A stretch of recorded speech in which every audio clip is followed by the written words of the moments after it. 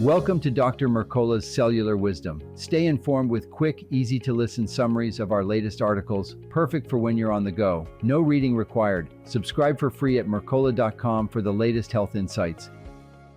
Hello, and welcome to Dr. Mercola's Cellular Wisdom. I'm Ethan Foster, and today we're discussing a topic that many people overlook: the hidden cardiovascular risks tied to non-cigarette tobacco products like cigars, pipes, and smokeless tobacco.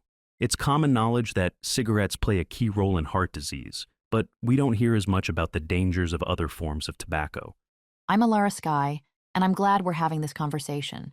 We often see cigar smoking or chewing tobacco portrayed as less harmful, sometimes even as acceptable alternatives to cigarettes. Yet current research indicates that these products can raise your risks for stroke, heart failure, cardiovascular death, and even cancer. Let's begin by talking about a large-scale analysis published in JAMA Network Open. Researchers combined data from over 100,000 adults across 15 different studies. They wanted to see if and how cigars, pipes, and smokeless tobacco alone could affect heart health. They discovered that these forms of tobacco aren't safe in any capacity. Sole cigar users, for instance, had a significantly higher risk of stroke. Their stroke risk jumped by 34%, and that figure went up to 53% when researchers looked at exclusive cigar users who had never smoked cigarettes. That's a major increase, and that same study found heightened risk of heart failure, correct? Exactly.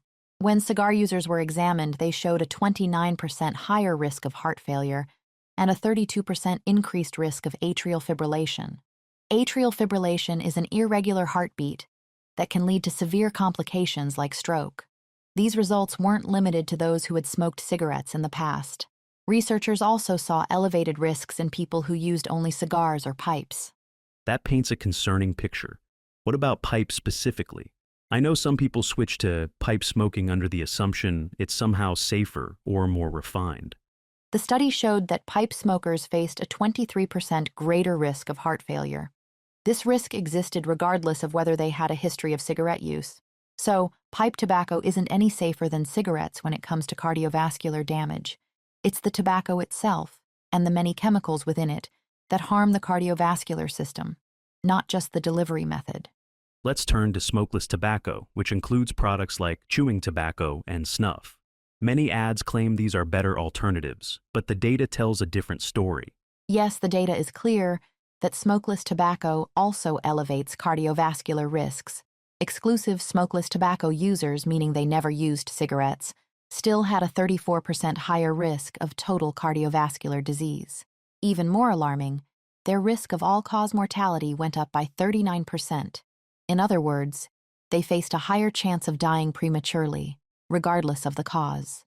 There was also a big jump in the risk of dying from coronary heart disease for people using smokeless tobacco, right? That's correct.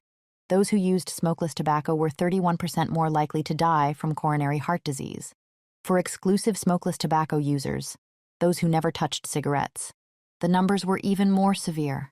They saw a 70% higher risk of heart failure and a 66% higher risk of dying from coronary heart disease. These numbers underscore that no form of tobacco is safe. Let's discuss why tobacco damages the heart, arteries, and the rest of the cardiovascular system. One major factor is how tobacco toxins attack the endothelium, which is the protective layer lining our blood vessels. Exactly.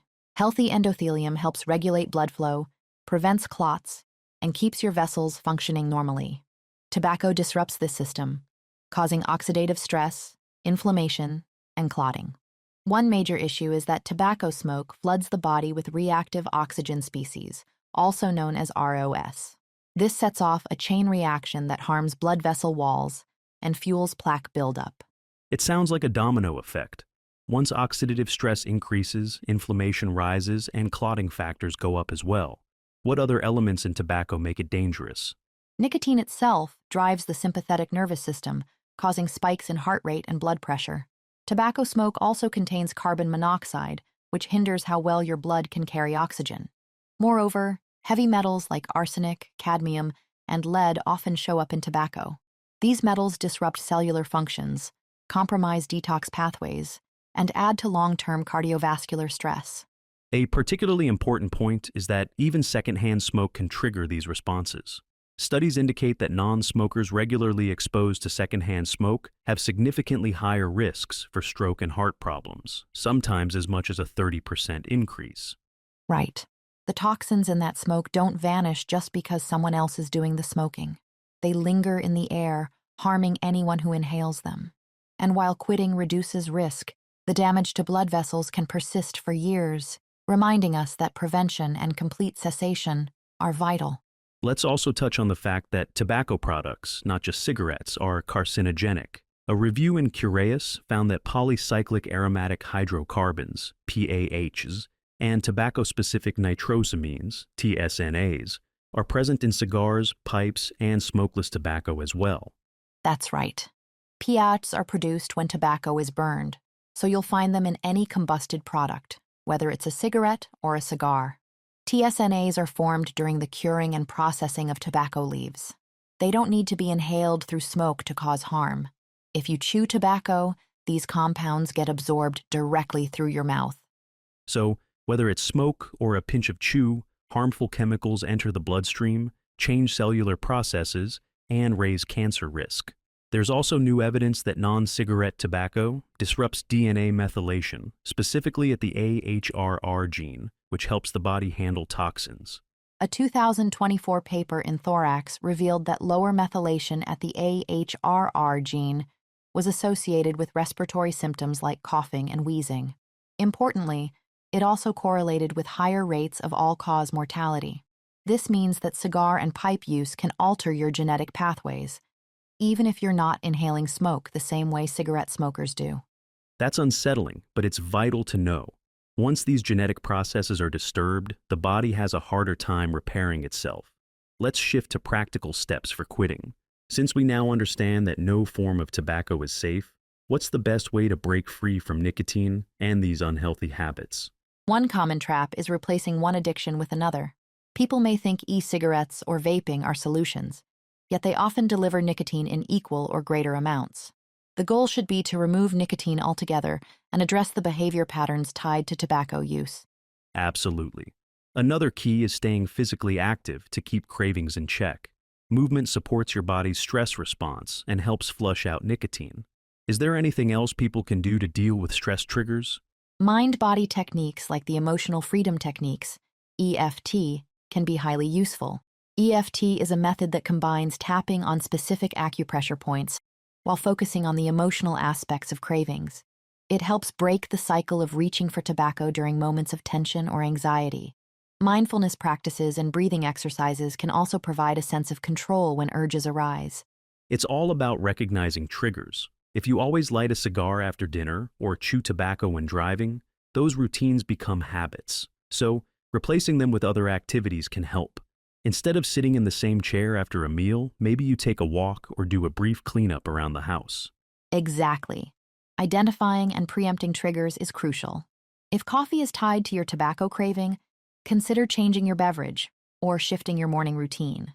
The key is to disrupt the automatic behavior. Once you anticipate the situations that spark a craving, you can replace them with healthier actions. How about people who keep tobacco products at home just in case? Is that ever a good idea? It's better to set firm boundaries. Remove all tobacco items, along with any accessories like lighters or ashtrays. Leaving those items within reach can make relapse more likely. Defining your home, car, and personal spaces as tobacco-free zones helps send a clear signal to your brain that this habit no longer fits your lifestyle. Let's recap briefly.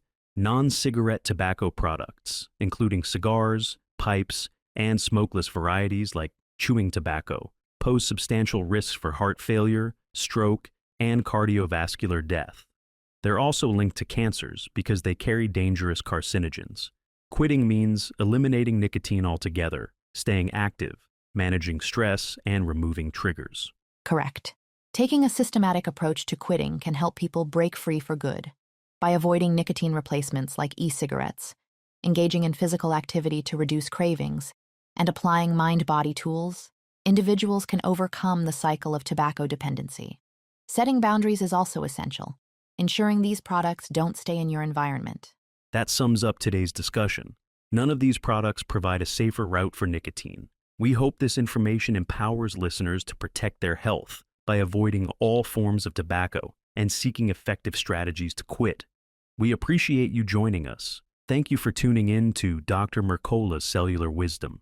Remember, no matter which form of tobacco you might be tempted to use, the risks to your heart, your lungs, and your long-term health are significant. Thank you again, and take good care. Thanks for watching. Subscribe now and click the notification bell so you never miss an update. See you in the next video.